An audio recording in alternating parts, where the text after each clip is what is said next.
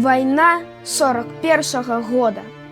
Яна нечакана прыйшла, кіпела ў сэрцах нязгода, стагнала ад болю зямля.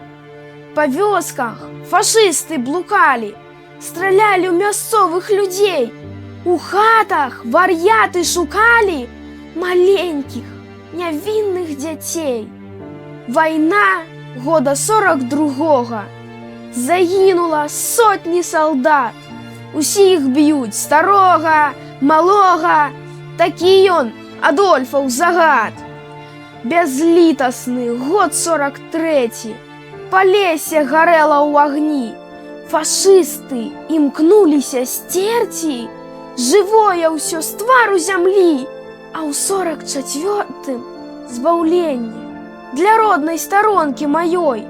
І вера, надзея, імкненне для міру над нашай зямлёй. Нарэшце настаў 45-й, і полымя вечна гарыць. У варце заўсёды салдаты, каб мы маглі жыць і тварыць.